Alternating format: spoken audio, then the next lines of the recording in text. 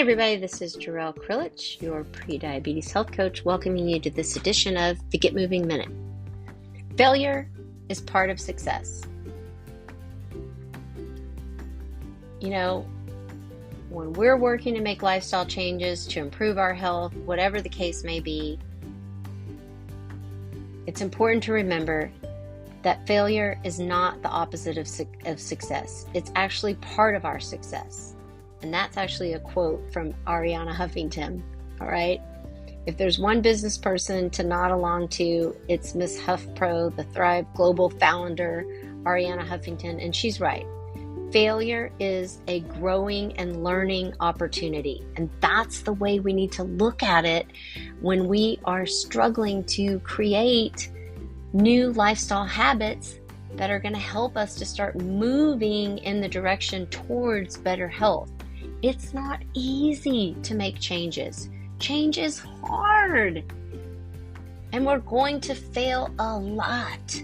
And it's so much easier to focus on what's not going right than it is to focus on what is going right.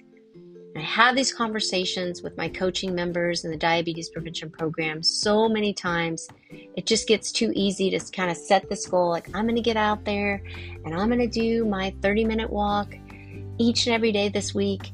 And then the week goes by and we only do it 2 times, or we only do it 3 times.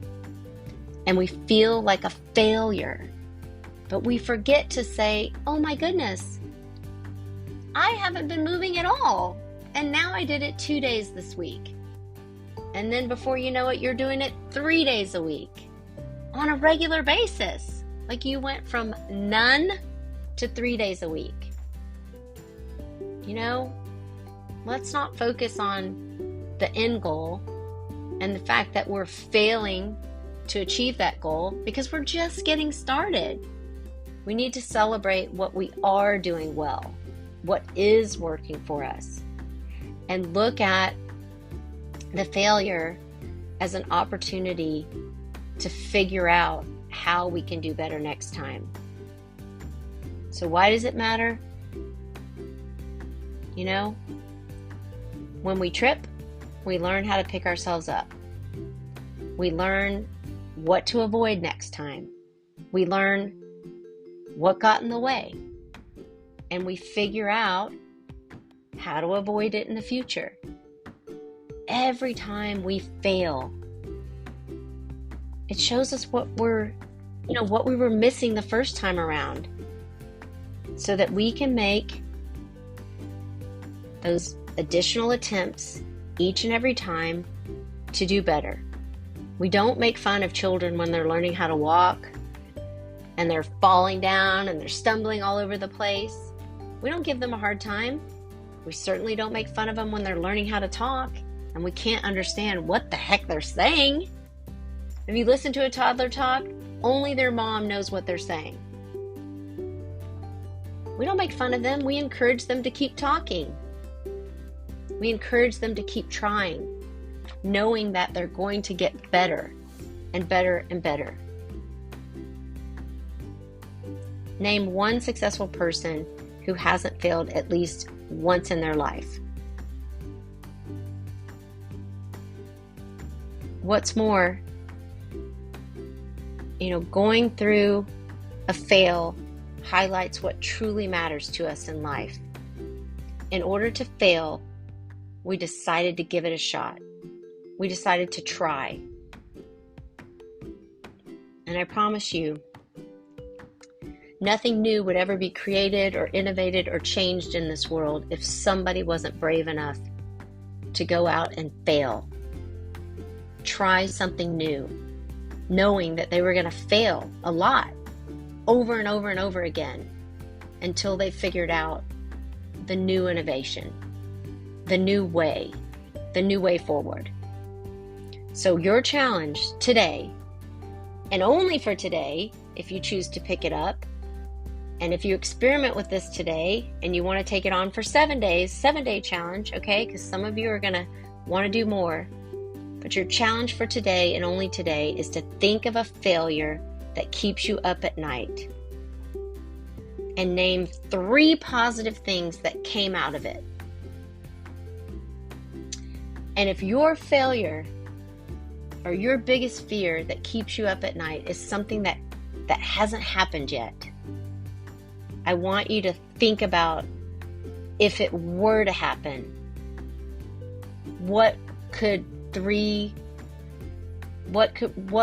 name 3 possible gifts or opportunities that you could think of that could come out of that really, really bad thing that keeps you up at night.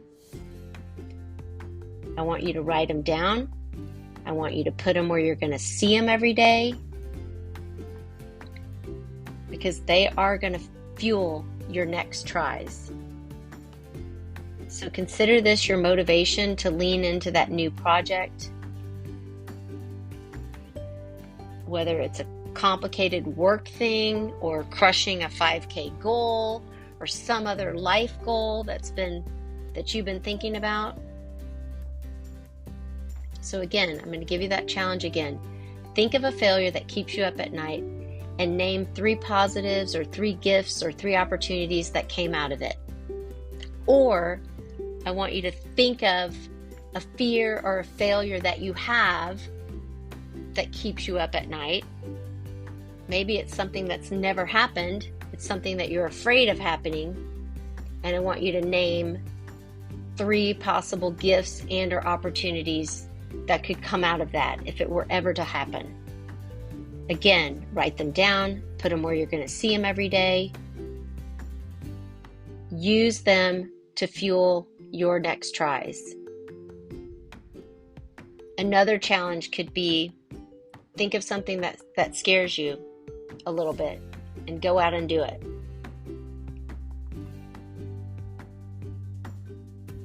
Here's a list of famous failures, okay, to prove that you're actually really in good company with this. It's widely known that Steve Jobs, started Apple in a garage. He was fired from the very company he started. But that dismissal ended up giving him, the place and the space to realize his actual passion, which far exceeded any shame he felt from being fired. And he found his way back. Michael Jordan, if you haven't watched The Last Dance on Netflix, do it. Arguably the greatest basketball player of all time. He's missed close to 10,000 shots. And I think he was passed over for his high school basketball team. Beyonce, okay, before she was Queen Bee, her teenage music troupe, when she was a child, lost on Star Search. I'm not even sure if that's really a failure, because, hey, they made it to Star Search. They might have felt like a failure at the time to them, but it obviously wasn't for her, right? Oprah, we all know her. But did you know she actually lost her first gig as a TV anchor? Yep, she did. All right, that's it for me. Just a quick reminder to motivate everybody who's out there, and we're trying. Change is hard. It's a hard process. We're going to fail a lot. We're going to have setbacks. It's okay. We need to expect it. It's part of the process. Let's focus on what's going right? Let's not beat ourselves up about what's not going right.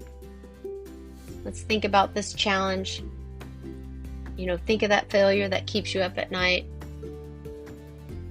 Name 3 positives that came out of it.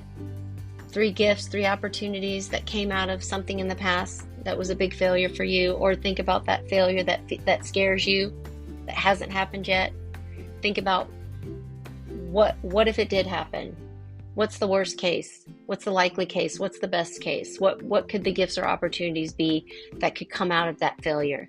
Because I promise, if you start shifting your mindset around this, the way that you think about it, it's going to become less scary. We're going to begin to embrace it as part of the process. This is Jarrell Krilich, the pre-diabetes health coach, signing off today for the Get Moving Minute, reminding each and every one of you to get up, get out, get moving each and every day, and to make it a great day.